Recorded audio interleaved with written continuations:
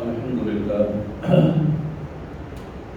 لله رب العالمين والصلاة والسلام على سيد الأمين أما بعد أعوذ بالله من الشيطان الرجيم بسم الله الرحمن الرحيم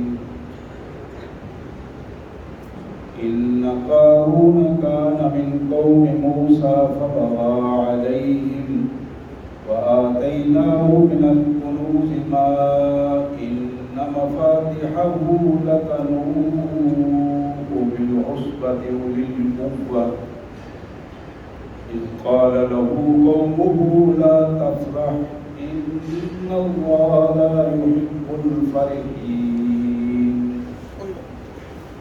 وابتغ فيما آتاك الله الدار الآخرة ولا تنس نصيبك من الدنيا وأحسن كما أحسن الله إليك ولا تبغ الفساد في الأرض إن الله لا يحب المفسدين قال إنما أوتيته على علم عندي أولم يعلم أن الله قد أهلك من قبله من القرون من هو أشد منه قوة وأكثر جمعا ولا يسأل عن ذنوبهم المجرمون آمنت بالله صدق الله العظيم اللهم صل على سيدنا مولانا محمد وعلى آل سيدنا مولانا محمد وبارك وسلم اللهم صل على جميع الأنبياء والمرسلين وعلى الملائكة المقربين وعلى سائر الصحابة والتابعين وعلى عباد الله الصالحين اللہ کے پاک کلام قرآن مجید میں یہ 20واں پارہ ہے اور 20ویں پارے کا 11واں رکوع ہے 20ویں پارے کا 11واں رکوع ہے اور سورہ قصص کی آیت نمبر 74 سے لے کر 86 تک کی آیات ہیں جو آج ہمارے زیر مطالعہ ہیں۔ سورہ قصص کی آیت نمبر 74-75 سے لے کر 85-86 تک کی آیات آج ہمارے زیر مطالعہ ہوں گی۔ سب سے پہلے اس مبارک آیات کا سادہ سا ترجمہ اور مفہوم۔ اللہ کے مبارک نام سے جو بڑا مہربان، بہت زیادہ رحم کرنے والا ہے۔ ان قارون کان من قوم موسیٰ فبغى علیہم۔ قارون حضرت موسیٰ علیہ السلام کی قوم میں سے تھا، حضرت موسیٰ علیہ السلام کا رشتہ دار تھا، اسی قوم سے، اسی برادری سے تھا۔ فبغى علیہم، اس نے اپنی قوم سے بغاوت کی، اپنی قوم پر ظلم و زیادتی کی۔ بغاوت کے دو معنی ہوتے ہیں، ایک اس نقطۂ نظر کو تسلیم نہ کرنا، اس کے خلاف کھڑے ہو جانا، دوسرا بغاوت کا مفہوم ہے ظلم کرنا، جس کے خلاف کھڑے ہونا ہے اس پر ظلم کرنا۔ وَآتَيْنَاهُ مِنَ الْكُنُوزِ، ہم نے قارون کو بڑے خزانے عطا کیے تھے۔ کنز خزانے کو کہتے ہیں، کنوز اس کی جمع ہے، یعنی مختلف قسم کے کئی خزانوں کا مالک ہم نے اسے بنا دیا تھا۔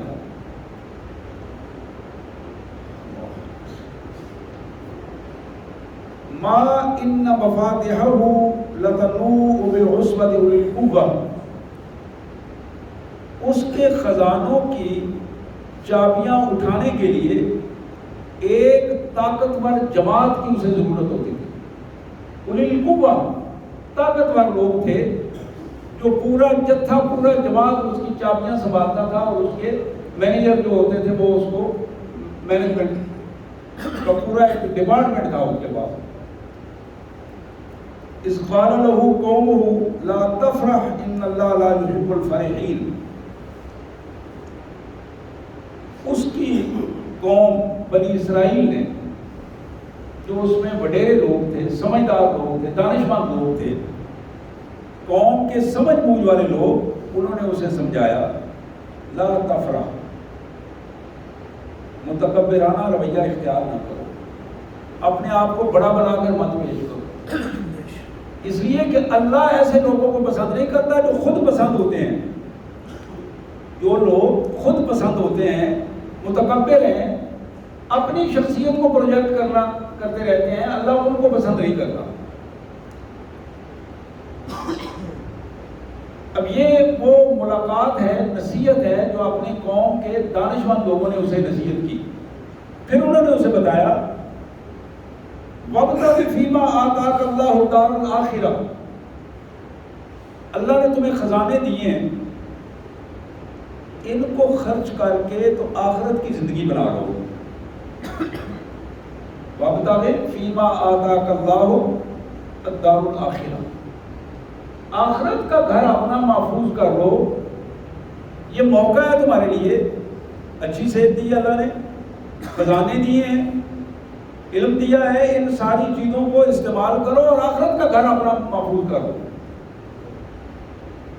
پھر انہوں نے تیسری بات اسے کہی وَلَا تَنْسَ نَصِيبَكَ مِنَ الدُّنْيَا، دنیا کو حاصل کرو لیکن جائز انداز میں، دنیا سے جو تمہارا نصیب ہے، حصہ ہے، اس کو حلال طریقے سے حاصل کرو، اور اسے مت بھولو کہ یہ تمہاری نہیں، تمہارے رب کی دی ہوئی ہے، حصہ رب نے جو تمہیں دیا ہے اس کو سنبھالو۔ وَأَحْسِن كَمَا أَحْسَنَ اللَّهُ إِلَيْكَ، جس طرح رب نے تمہارے ساتھ مہربانی کی ہے، اس طرح تم اس پیسے سے لوگوں پر مہربان ہو جاؤ۔ یہ وہ نصیحت تھی جو اس کے اپنے قوم کے بڑوں نے اسے نصیحت کی۔ اور پھر بتایا وَلَا تَبْغِ الْفَسَادَ فِي الْأَرْضِ، قارون یاد رکھو کہ جس کے پاس پیسہ ہوتا ہے وہ فسادی بن جاتا ہے، تم فساد سے بچ جاؤ۔ اپنے پیسے کی وجہ سے، اسٹیٹس کی وجہ سے لوگوں پر ظلم کر کے معاشرے کو فساد کا شکار نہ کرو۔ ان اللہ لا یحب المفسدین، اور یاد رکھو جس طرح اللہ تعالیٰ خود پسندوں کو پسند نہیں کرتا، متکبرین کو پسند نہیں کرتا، اسی طرح اللہ تبارک و تعالیٰ فسادی لوگوں کو پسند نہیں کرتا، فتنہ جو لوگوں کو پسند نہیں کرتا، جو لوگوں کو فتنے اور فساد کی وجہ سے پریشان کر دیتے ہیں، معاشرے کو بھر دیتے ہیں فتنے اور فساد کی وجہ سے، یہ لوگ اللہ کے پسندیدہ لوگ نہیں ہیں، یہ کبھی نہ کبھی قابو آتے ہیں اور بڑا برا کے قابو آتے ہیں۔ اب یہ ملاقات تھی کن سے؟ قوم کے جو دانشور لوگ تھے، بڑے لوگ تھے، بزرگ تھے، انہوں نے سمجھایا، ان کا اس نے جواب دیا کہ 4-5 باتیں سنی اس نے، سن کے اس نے کہا قال انما اوتیتہ علی علم عندی، کہ بزرگوں تم کس غلط فہمی میں پڑے ہوئے ہو؟ اس بندے کا نام بتاؤ جس نے مجھ پر احسان کیا ہے، مجھ پر کسی نے کوئی احسان نہیں کیا۔ انما اوتیتہ، یہ جو کچھ مجھے ملا ہے نا، علی علم عندی، یہ تو میرا اپنا علم تھا، فن تھا، میں نے اپنے علم اور فن کو استعمال کیا ہے اور یہ سب مال اکٹھا کیا میں نے، میرا مال ہے، میں نے اکٹھا کیا ہے، میں جس طرح مرضی چاہوں اس طرح کروں۔ اب یہاں تک اللہ نے یہ واقعہ بیان کیا۔ اس کے بعد کائنات کے مالک نے اس سے پوچھا، ایک تبصرے کے انداز میں بات ہوئی، اولم یعلم ان اللہ قد اہلک من قبلہ من القرون، کیا اسے یہ معلوم نہیں تھا؟ علم کی بات وہ کر رہا تھا، خزانیوں کے خزانوں کی باتیں وہ کر رہا تھا، اولم یعلم کہ اسے علم نہیں تھا، قد اہلک من قبلہ من القرون، ہم نے کتنے ہی لوگ ایسے تھے پچھلے دور میں گزرے ہیں اور ہم نے انہیں تباہ و برباد کر کے رکھ دیا انہی دو حرکتوں کی وجہ سے، ایک خود پسندی کی وجہ سے اور ایک فساد پھیلانے کی وجہ سے۔ من ہوا اشد منہ قوہ، قارون سے زیادہ وہ طاقتور تھے، قارون سے زیادہ خزانے ہم نے ان کو دیے تھے، اکثر جمع، اور ان کے ساتھ کھڑے ہونے والے لوگ بھی زیادہ تھے، ان کی برادری بھی اس سے زیادہ تھی، اور ان کے آٹو بچو کرنے والے لوگ بھی زیادہ اس سے موجود تھے. اکثر جمع، اس کی جماعت، اس کے ساتھ چلنے والے لوگ، چاپلوسی کرنے والے لوگ، اس کے تعریفیں کرنے بجا لانے والے، اس کے خزانوں سے فائدہ اٹھانے والے لوگ. اکثر جمع، اکثریت تھی. اور یہ آخری جملہ جو اللہ نے ارشاد فرمایا تبصرے کے طور پر، اللہ فرماتے ہیں وَلَا يُسْأَلُ عَنْ ذُنُوبِهِمُ الْمُجْرِمُونَ. لوگوں نوٹ کر لو کہ جب کوئی بندہ اپنے آپ کو مجرم ثابت کر دے تو ہمیں اس سے یہ پوچھنے کی ضرورت نہیں کہ تم نے کون سا گناہ کیا ہے. وَلَا يُسْأَلُ، ہم اس سے سوال نہیں کیا جائے گا، عَنْ ذُنُوبِهِمُ الْمُجْرِمُونَ، مجرموں نے جو گناہ کیے ہیں، جرائم کیے ہیں، ان کی جرائم کی چارج شیٹ آلریڈی ہمارے پاس پہنچ چکی ہے، وہ تو ہمارے پاس موجود ہے. ایک ایک چیز، ایویڈنس ہمارے پاس سارے کے سارے موجود ہیں، گواہیاں موجود ہیں. ہمیں پوچھنے کی ضرورت نہیں کہ قارون صاحب نے کیا کچھ کیا ہے. اب اس کے بعد یہ چھوٹا سا تبصرہ اللہ نے فرمایا، اس کے بعد پھر آگے واقعہ کا دوسرا رخ کائنات کے مالک نے ارشاد فرمایا فخرج علی قومہ فی زینت. قارون اپنے روب داب کو مینٹین کر کے، سواری، بندے، آگے پیچھے، اپنی شخصیت، زیب و زینت کے ساتھ نکلا. قال الذین یریدون الحیاۃ الدنیا یا لیت لنا مثل ما اوتی قارون انہ لذو حظ عظیم. اب جو لوگ دنیا دار تھے، دنیا دار لوگ، دنیا کو چاہنے والے لوگ، دنیا کو سمیٹنے والے لوگ، انہوں نے جب قارون کی زیب و زینت دیکھی، اٹو بچوں کی وہ کیفیت دیکھی، اس کی سواری اور اس کے آگے پیچھے لوگوں کا چلنا پھرنا، کہنے لگے یا لیت لنا مثل ما اوتی قارون، کاش کہ ہمیں بھی وہ کچھ مل جاتا جو قارون کو ملا، یہ خزانے ہمیں بھی مل جاتے، یہ اٹو بچوں کے نعرے ہمیں بھی نصیب ہوتے، یہ لوگوں کی چاپلوسیاں، لوگوں کی تعریفیں ہمارے حق میں بھی ہوتی. انہ لذو حظ عظیم، اور بڑے نصیب والا ہے قارون تو، یہ تو بڑی قسمت والا ہے. نعوذ باللہ، بڑی مہربانی ہے رب کی اس پر. وہیں وہی لوگ جنہوں نے اس کو سمجھایا تھا، انہی میں سے کچھ ایسے لوگ جو سمجھدار اور دانشمند لوگ تھے، صاحب علم لوگ. وقال الذین اوتوا العلم، وہیں بیٹھے ہوئے چند صاحب علم لوگوں نے انہیں کہا ویلکم ثواب اللہ خیر، اور تمہارے اوپر ہلاکت مسلط ہو، تم ہلاکت کو خود اپنے اوپر مسلط کر رہے ہو. ویلکم، تباہی ہو تمہارے لیے. ثواب اللہ خیر لمن آمن وعمل صالحا، یاد رکھو اللہ سے مانگنا ہے تو وہ مانگو کہ ایمان ملے اور عمل صالح ملے. ثواب اللہ خیر، اس کا اجر تمہارے لیے بہتر ہے، نہ کہ تم ایک دنیا دار قارون کے پیچھے دیکھ کر اس کے پیچھے اپنی خواہشات کا اظہار کر رہے ہو. وَلَا يُلَقَّاهَا إِلَّا الصَّابِرُونَ، تم نے اس دنیا دار کو، متکبر کو اور فسادی کو تم نے بڑا قسمت والا کہا، انہ لذو حظ عظیم. سن لو، وَلَا يُلَقَّاهَا إِلَّا الصَّابِرُونَ، جو اللہ کے دین پر صبر و استقامت سے چلتا ہے وہ ہے نصیبے والا، وہ ہے اصل میں قسمت والا، وہ صابر انسان جو صبر و استقامت کے ساتھ دین پر چلتا ہے. اب یہ بات چھوٹا سا پھر واقعہ اللہ نے بیان کیا، پھر اس میں تبصرہ کیا. تبصرہ کیا ہے؟ فَخَسَفْنَا بِهِ وَبِدَارِهِ الْأَرْضِ، ہم نے قارون کو اس کے گھر سمیت، نیچے قارون اوپر اس کا گھر، فَخَسَفْنَا بِهِ وَبِدَارِهِ، اس کو اور اس کے گھر کو ہم نے زمین کے نیچے دھنسا کر رکھ دیا. فَمَا كَانَ لَهُ مِنْ فِئَةٍ يَنْصُرُونَهُ مِنْ دُونِ اللَّهِ وَمَا كَانَ مِنَ الْمُنتَصِرِينَ. کوئی ایسی قوت نہیں تھی، کوئی ایسی طاقت نہیں تھی، نہ اس کے پیسے کی طاقت، نہ اس کے سٹیٹس کی طاقت، نہ اس کے ساتھ چلنے والوں کی طاقت. کوئی طاقت ایسی نہیں تھی جو اس کو بچا سکتی. فما کان لہ من فئہ، کیا کہتے ہیں کسی گروہ کو ساتھ چلنے والا جو بنا لیتے ہیں، برادری کا ہے، باقی دوست احباب کا ہے، کوئی ایسا گروہ ایسا نہیں تھا، کوئی جتھا ایسا نہیں تھا جو اس کو بچا سکتا اور اس کو اس مصیبت سے جب اس کی جان چھڑا سکتا. یہ اللہ ہی کر سکتا تھا، اور اللہ نے تو خود اسے سزا دی تھی. وما کان من المنتصرین. اور پھر دنیا نے دیکھا کوئی اس کو بچانے کے لیے نہ آیا.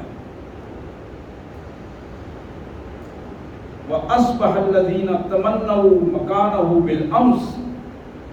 کل جو دیکھ کر چلا تھا نا، کل جو دیکھ کر اس کو خواہشات کا اظہار کر رہے تھے،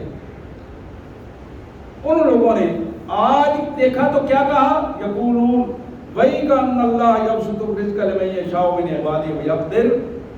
حقیقت یہ ہے، یہ اللہ ہی کا اختیار ہے، جسے چاہتا ہے رزق وافر دے دیتا ہے، جسے چاہتا ہے اس کو رزق کی وجہ سے اس کی آزمائش فرما دیتا ہے. لولا امن اللہ علینا لخسف بنا. یہ اللہ کا شکر ہے کہ اللہ نے ہمیں اس دنسانے کی کیفیت سے بچا لیا ہے. اگر ہم بھی اس کے ساتھی ہوتے تو آج ہم بھی اس کے ساتھ زمین کے نیچے دھنس رہے ہوتے. وَإِنَّهُ لَا يُفْلِحُ الْكَافِرُونَ. لوگوں یاد رکھو، ہلاکت اور تباہی کا نمونہ یہ ہے کہ اللہ تعالیٰ کسی کافر کو، کسی منکر کو، کسی مشرک کو بالآخر کامیابی عطا نہیں کرتے. اسے ذلت کا سامنا کرنا پڑتا ہے، لیکن اپنی مہلت اسے ضرور دی جاتی ہے. مہلت کے بعد بہرحال اسے ذلت کا سامنا کرنا پڑتا ہے. اب اس پوری کیفیت کو بیان کر کے پھر میرا مالک ارحم الراحمین مجھے آپ کو سمجھانے کے لیے پھر اللہ فرماتے ہیں تلک الدار الاخرہ. ایمان والو، میرے بندو سن لو، یہ جو آخرت کا گھر ہے نا، نجعلها للذین لا یریدون علوا فی الارض. آخرت کا گھر، موت اچھی، قبر اچھی، حساب کتاب اچھا، میزان اچھا، صراط اچھی، جنت مقدر، یہ کن کے لیے؟ لا یریدون علوا فی الارض. جو زمین پر اپنا اللہ کے بجائے اپنا سکہ نہیں چلانا چاہتے، یہ ان کے لیے کام. جو اللہ کے لیے لگ جاتے ہیں، لا علوا، زمین میں اپنے آپ کو بڑا بنا کر پیش نہیں کرتے، اپنی بدماشی گنڈا گردی اور اپنی شاہی اپنا قانون نہیں چلاتے. اللہ ان کے لیے یہ آسانیاں پیدا کرتا ہے. بلا فسادن، اور اللہ کی زمین پر فساد نہیں مچاتے، اللہ کی زمین پر فساد نہیں مچاتے. اور لوگوں سن لو، والعاقبۃ للمتقین. انجام کار آخرت، کامیابی آخرت کی صرف اور صرف متقی لوگوں کے لیے، تقوی والے لوگوں کے لیے، ان لوگوں کے لیے جو مخلص ہو کر اپنے اللہ کے ساتھ جڑ جاتے ہیں. اور اس کا نتیجہ کیا ہے؟ من جاء بالحسنہ فلہ خیر منہا. ایک نیکی کر کے متقی آتا ہے، اللہ تعالیٰ اس سے کئی گنا بہتر اس کے اجر میں ڈال دیتے ہیں، اس کا اکاؤنٹ بھر دیتے ہیں. ومن جاء بالسیئہ فلا یجزی الذین عملوا السیئات الا ما كانوا یعملون. اگر کسی متقی بندے سے کوئی برائی ہو جائے، کوئی غلطی ہو جائے، نافرمانی ہو جائے، اللہ تعالیٰ درگزر بھی فرماتے ہیں اور اس کو بڑھاتے نہیں ہیں، بلکہ اسی کی سزا اگر وہ توبہ کر لیتا ہے تو اس کو بھی معاف فرما دیتے ہیں. میرے پیارے بھائیوں، عفت ماں بہنوں، یہ ایک واقعہ تھا جس کی پوری کیفیت قرآن مجید نے تبصرے کے ساتھ ہمارے سامنے رکھی. آج ان حالات میں جن میں ہم بس رہے ہیں، اس وقت وہ قارون آخری دور پہ، موسیٰ علیہ السلام کے دور اور مصر کا وہ علاقہ اور وہ سارا سلسلہ، آج اس قارون جیسے کئی قارون ہمارے سامنے ہیں. ایک نہیں، کئی قارون ہمارے سامنے ہیں. اور ایسے لوگ موجود ہیں ہمارے علاقوں میں کہ جنہیں اپنی دولت کا خود اندازہ نہیں ہے کہ کتنی دولت ہے، روزانہ کی بنیاد پر کتنے پیسے آ رہے ہیں ان کے پاس، اور اس کے لیے باقاعدہ ایک ڈپارٹمنٹ ہے، پورا کیبن بنے ہوئے ہیں جو لوگ صرف یہ اکاؤنٹ کا حساب رکھنے کے لیے بیٹھے ہوئے ہیں. اور ان قارون جو ہمارے آج کے قارون ہیں وہ اس سے زیادہ گنڈے بھی ہیں، بدماش بھی ہیں، اپنے خود پسند بھی ہیں، اور اپنے آپ کو علوفاً فی الارض کی کیفیت میں اپنے آپ کو معاشرے میں منوانا بھی چاہتے ہیں. اور پھر دوسرا رویہ جو اللہ کو پسند نہیں ہے، زمین میں فساد پھیلانا، ایک نہیں، سینکڑوں نہیں، ہزاروں نہیں، لاکھوں کروڑوں روپے زمین میں فساد پھیلانے کے لیے وہ وقف کرتے ہیں. اللہ کے لیے دینے میں مشکل پیش آتی ہے، لیکن فساد کے لیے، کسی شخصیت کو پروجیکٹ کرنے کے لیے، کسی نظام کے چلانے کے لیے، وہ نظام جو شیطانی نظام ہے اور اس کے سارے اثرات ہیں، اس کو زیادہ سے زیادہ اس کا تار بنانے کے لیے کروڑوں روپے لگا دیتے ہیں. حضرات، یہ قارون جس کیفیت میں آج ہمارے پاس موجود ہیں، ان کو اس کا اندازہ نہیں. خود ان کے اپنے گھروں میں، اپنے اداروں میں پوزیشن یہ ہوتی ہے کہ جب وقت آتا ہے اللہ کی گرفت کے لمحات جب شروع ہو جاتے ہیں، تو پھر ان لمحات میں وہ فرد جو ساری عمر اس نام پر کہ میں اپنے بچوں کے لیے کما رہا ہوں اور بیوی کے لیے کما رہا ہوں اور اپنے لیے یہ سارا کچھ کر رہا ہوں، وہ ساری چیزیں اس پر نظر تو آتی ہیں لیکن ان پر اس کا اختیار نہیں رہتا. نظر آتی ہیں، یہ اتنے مربع زمین میری، یہ اتنی فیکٹریاں میری، یہ اتنا سارے لوگ میرے نوکر، میرے ملازم، لاکھوں کروڑوں کی تعداد میں میرا روزانہ کا خرچ ہوتا ہے ان لوگوں پر. یہ ساری باتیں اسے عملاً نظر آتی ہیں سامنے، لیکن ان میں سے کسی چیز پر بھی اس کا اختیار نہیں ہوتا. اس کی مثال رسول کائنات صلی اللہ علیہ وسلم نے ارشاد فرمائی. آپ نے فرمایا، لوگوں، اللہ نے جو کچھ تمہیں دیا ہے اس کو اپنے اللہ کی رضا کے لیے اس وقت خرچ کرو جب تم بااختیار ہو، تمہارا پیسہ تمہارے اختیار میں ہو، اور پھر تم اپنی جیب سے، اپنے اکاؤنٹ سے، اپنے ہاتھ سے اپنے اللہ کی رضا کے لیے وہ پیسہ خرچ کرو، اس کا اجر تمہیں ملے گا. اور پھر فرمایا کہ ہاں، جب تمہارا سانس اکھڑ رہا ہو، اس دنیا سے جانے کی تیاریوں میں ہو، اور تمہارا اختیار چھن چکا ہو، اور پھر تم کہو کہ یہ فلانا اس کو دے دو، فلانا اس کو دے دو، فلانا اس کو دے دو، تو پاس بیٹھے ہوئے سارے لاتے رہیں کہ ٹھیک ہے ابا جی، ٹھیک ہے، اسی طرح کریں گے، بھائی جی اس طرح کریں گے، لیکن وہ حضور نے فرمایا کہ اس کا کوئی فائدہ نہیں. اس خیرات کا جو اس وقت کی جا رہی ہے کوئی فائدہ نہیں ہوتا. اس بندے کو کوئی فائدہ نہیں ہے جو اس انداز میں دے رہا، جو انتظار کرتا رہا کہ آخر میں جب میں مرنے لگوں گا تو پھر میں اس کو ڈھال بنا کے دوں گا. سید عالم صلی اللہ علیہ وآلہ وسلم نے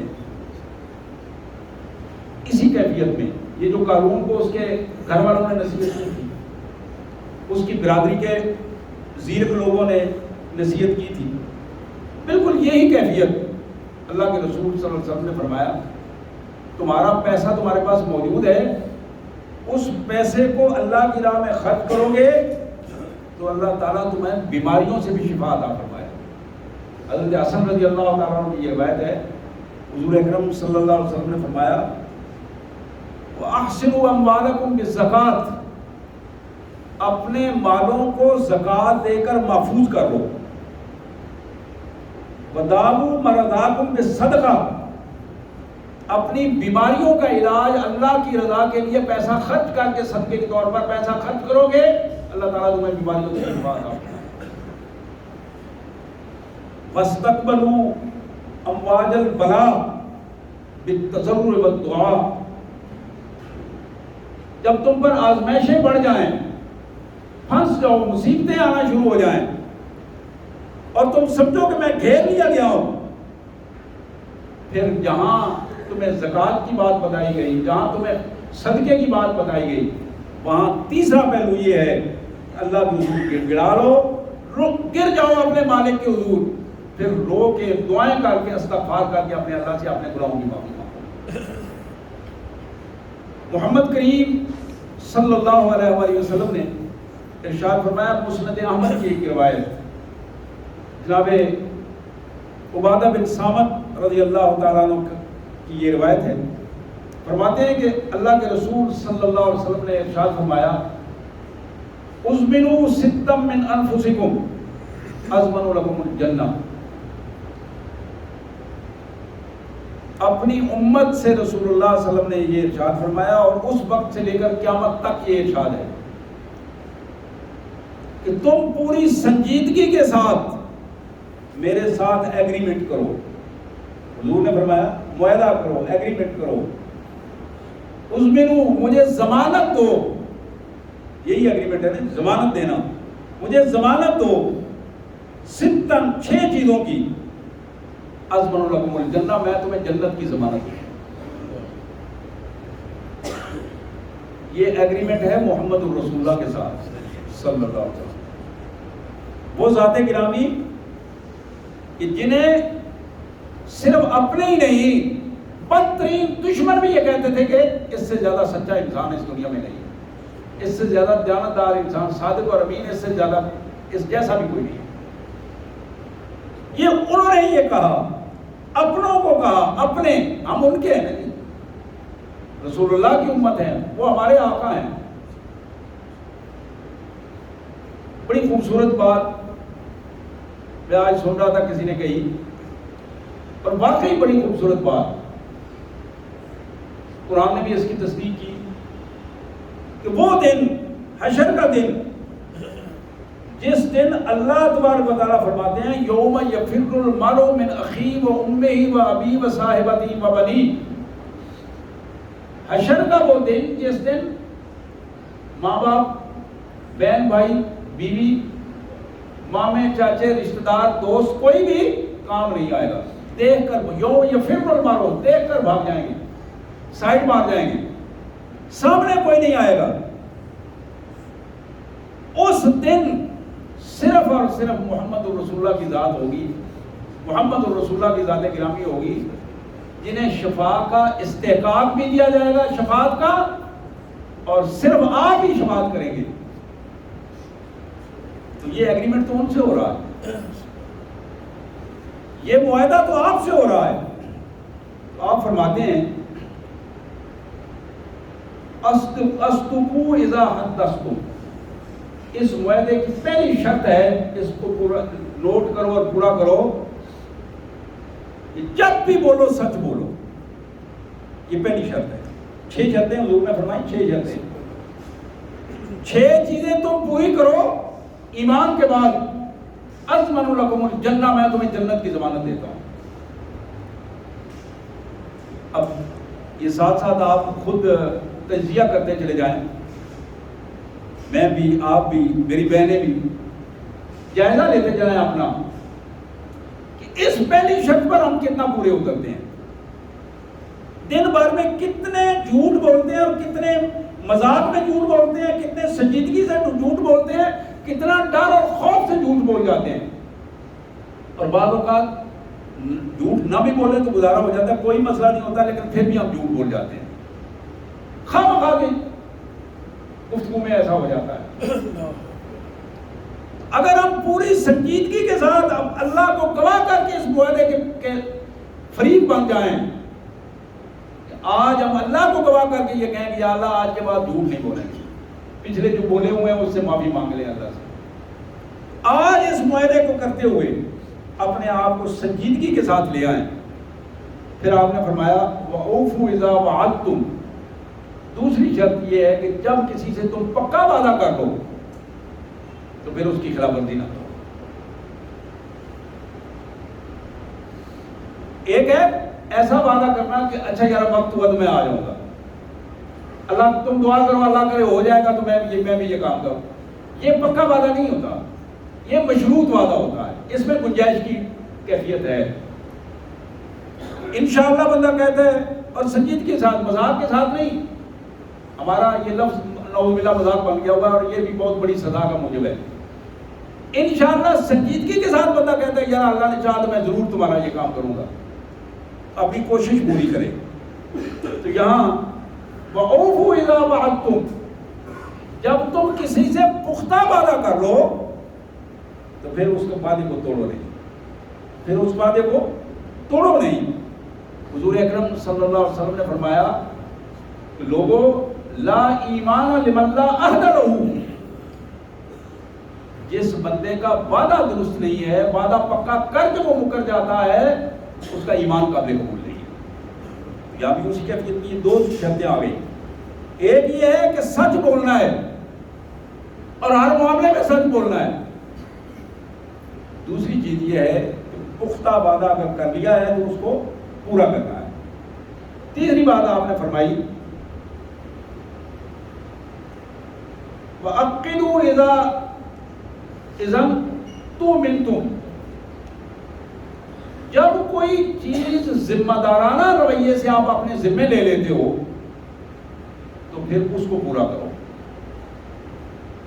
کوئی بھی ذمہ داری جب آپ لے لیتے ہو اس کو پورا کرو۔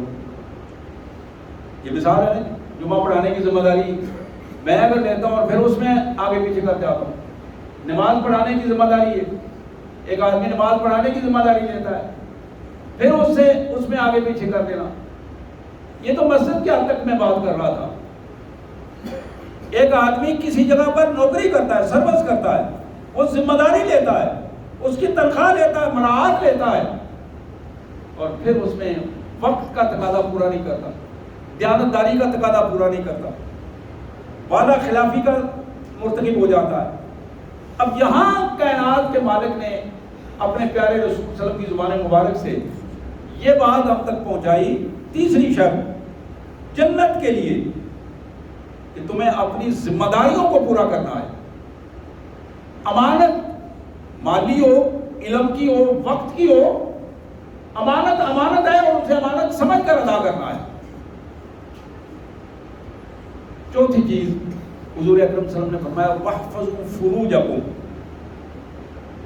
اپنی عزت کی حفاظت کرو، اپنی شرمگاہوں کی حفاظت کرو، اپنی عزتوں کو محفوظ رکھو۔ اللہ بے حیا انسان کو پسند نہیں کرتے، بے حیا انسان کو اللہ پسند نہیں کرتے۔ حیاداری جہاں نظروں میں ہے، زبان میں ہے، اعمال میں ہے، حیاداری کی بنیاد انسانی وہ اعضاء ہیں کہ حیاداری کی وجہ سے اپنے لباس کو درست رکھو، حیاداری کی وجہ سے اپنے رویوں کو درست رکھو۔ وَاحْفَظُوا فُرُوجَكُمْ، اپنی شرمگاہوں کی حفاظت کرو، اپنی عزت کی حفاظت کرو۔ اور پھر پانچویں چیز آپ نے فرمائی وَغُضُّوا أَبْصَارَكُمْ، اپنی نظروں کو جھکا کے رکھو، اپنی نظروں کو جھکا کے رکھو۔ یہ بڑا اہم پہلو ہے، بڑا اہم پہلو ہے۔ بڑے بڑے نیک لوگ بھی نظریں اٹھ جاتی ہیں، سفید ریش بزرگوں کی نظریں بھی اٹھ جاتی ہیں، نوجوانوں کی تو عمر ہی اس انداز کی ہوتی ہے، بچوں کی بھی اسی کیفیت میں۔ سورہ نور میں اللہ تعالیٰ نے خواتین سے پہلے مردوں کے لیے یہ حکم دیا ہے کہ میرے رسول مردوں کو قُل لِلْمُؤْمِنِينَ يَغُضُّوا مِنْ أَبْصَارِهِمْ، مردوں کو یہ حکم دو پہلے کہ وہ اپنی نظروں کو نیچا رکھیں، اپنی نظروں میں حیا پیدا کر لیں۔ اور اس حیاداری کی پوزیشن میں آج اس دور میں شیطان کا سب سے بڑا حملہ یہ ہے کہ گھروں کے اندر بے حیائی کا ماحول پیدا کیا جائے۔ نوعمر بچوں اور بچیوں کے لیے ہر آنے والا نیا دن بے حیائی کے نئے نئے سامان اور نئے نئے نظریات اور نئی نئی چیزیں پریس میڈیا نے پیدا کر دی ہیں۔ اور یہ کیفیت کہ دیر تک شیشوں کے سامنے کھڑا رہنا، آئینوں کے سامنے اپنے آپ کو سنوارتے رہنا، یہ وہ چیز ہے جو ایک شیطانی عمل انسانی نفسیات میں پیدا کرتا ہے، اور اس شیطانی عمل کی وجہ سے ذلت اور رسوائی کا نمونہ بندہ بن جاتا ہے۔ اللہ کے رسول صلی اللہ علیہ وسلم نے فرمایا وَغُضُّوا أَبْصَارَكُمْ، اپنے نگاہوں کو سنبھال لو، اپنی نگاہوں کو نیچا رکھو۔ میں پچھلے دنوں ایک کاروائی تھی، اسمبلی کی کاروائی سن رہا تھا قومی اسمبلی میں، ایک خاتون اسپیکر کو یہ الفاظ کہہ رہی ہے کہ جناب اسپیکر میری آنکھوں میں آنکھیں ڈال کر دیکھیں۔ وہ جو بھی تھا اس نے نظریں نیچی کر دی اور اس نے کہا میری بہن میں آنکھوں میں آنکھیں ڈال کر بات نہیں کر سکتا، میری تربیت یہ نہیں ہے۔ بڑا خوبصورت جملہ، میں کہتا ہوں جب وہاں بیٹھ کر جو اصل خوبصورت جملہ تھا وہ یہی اس نے کہا، اس نے کہا میرے ماں باپ نے میری یہ تربیت نہیں کی کہ میں آنکھوں میں آنکھیں ڈال کر کسی غیر محرم عورت سے بات کروں۔ اس کہنے والی خاتون نے یہ کہا